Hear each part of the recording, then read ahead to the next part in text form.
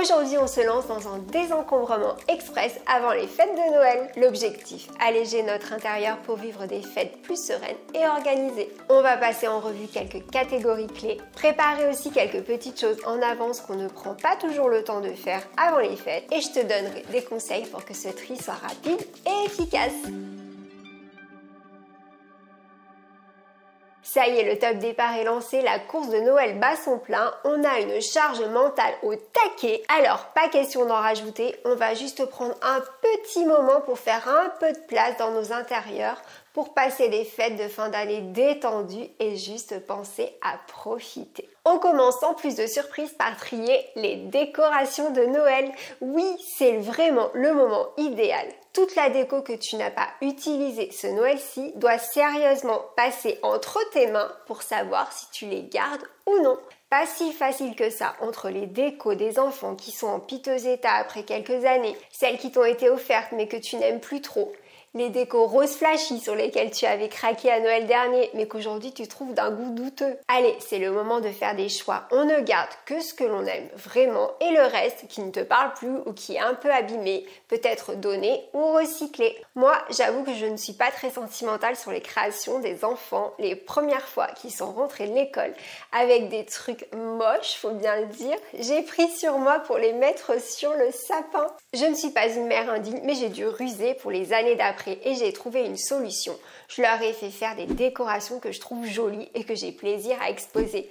Et c'est vraiment gagnant-gagnant. Les enfants prennent plaisir à faire des activités manuelles avec toi. Vous passez un bon moment et tu peux admirer les créations de tes enfants sans ruiner toute la déco.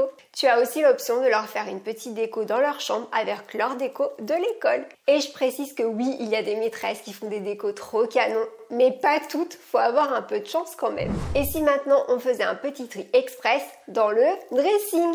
Pas de panique, ça va aller très vite, c'est le moment de clarifier tes options de tenue pour les fêtes. Et je te rassure, on ne va pas trier tout ton dressing, on se concentre seulement sur les tenues de fête. Tu vas commencer par choisir tes tenues, ça sera déjà une bonne chose de faite. Alors moi, pour être franche, je n'en ai pas vraiment. Je n'achète pas de vêtements que je ne porte qu'une ou deux fois dans l'année. Mais j'aime bien m'habiller un peu mieux et mettre une jolie robe. Alors je vais par exemple regarder si dans les deux robes que j'ai, si elles me vont encore, si je me sens toujours bien dedans. J'en ai pas encore remis depuis que le froid est arrivé, donc ça sera le bon moment. Pourquoi pas aussi trier les collants et jeter ou recycler ceux qui sont filés.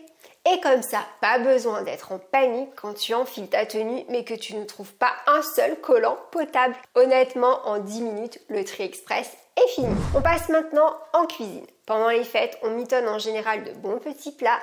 Et si on faisait de la place sur nos plans de travail? Là non plus, on ne va pas s'amuser à tout sortir comme quand on fait un vrai tri. Non, on va se concentrer sur notre plan de travail et le dégager pour avoir plus de place pour que le moment venu, on prenne plaisir à cuisiner. Tu vas passer en revue toutes les choses qui traînent sur les surfaces planes de ta cuisine et ne garder que les choses essentielles. On enlève tous les papiers, les pots vides, les décorations inutiles, le petit électroménager qui ne sert qu'occasionnellement. Visuellement, ta cuisine fera tout de suite plus rangée et tu sauras maintenant où poser tous les bons petits plats que tu vas préparer. Et on va rester dans la cuisine, mais on passe à une autre catégorie parce qu'on va en profiter aussi pour faire le point sur notre stock alimentaire. Pour ne pas avoir courir le 24 décembre dans les magasins bondés. Deux choses. La première, tu vas vérifier les dates de péremption et l'état de tes provisions. Ça va te permettre d'éviter le gaspillage et d'optimiser tes achats pour les fêtes. Cela va t'aider à avoir une vision claire de ce que tu as déjà et ce dont tu as besoin. Et la deuxième chose, achète dès maintenant toute l'épicerie qu'il te manque pour n'avoir que le frais à aller chercher au dernier moment. Si tu n'as pas encore prévu le repas, c'est aussi le moment de planifier tout ça. Peut-être que tu n'aurais pas pensé à cette catégorie, mais on va faire le tri express du linge de maison, notamment les draps, les serviettes et les nappes. Les fêtes de fin d'année sont un moment de partage. On peut être amené à recevoir pour des repas, mais aussi pour quelques nuits. Et c'est le moment de checker si on a tout ce qu'il nous faut et aussi de faire un petit tri.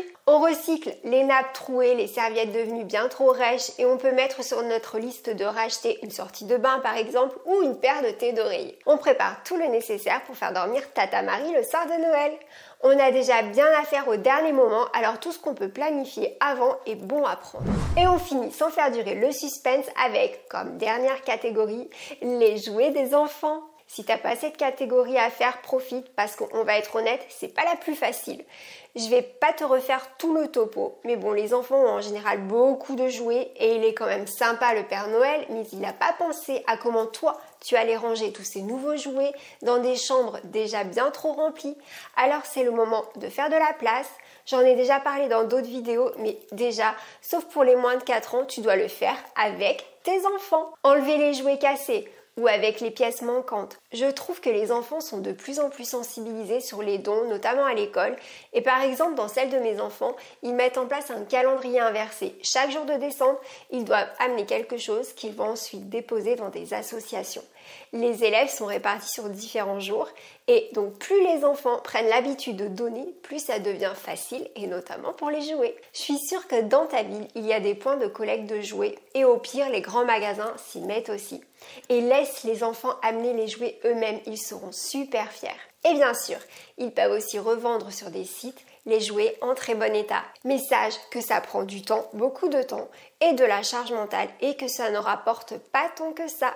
Ça y est, notre désencombrement express est terminé. En faisant ces petits changements et en anticipant ces petites choses, tu te prépares à vivre des fêtes plus relaxantes et organisées. Tu verras, un espace plus épuré apporte une énergie nouvelle et positive dans la maison.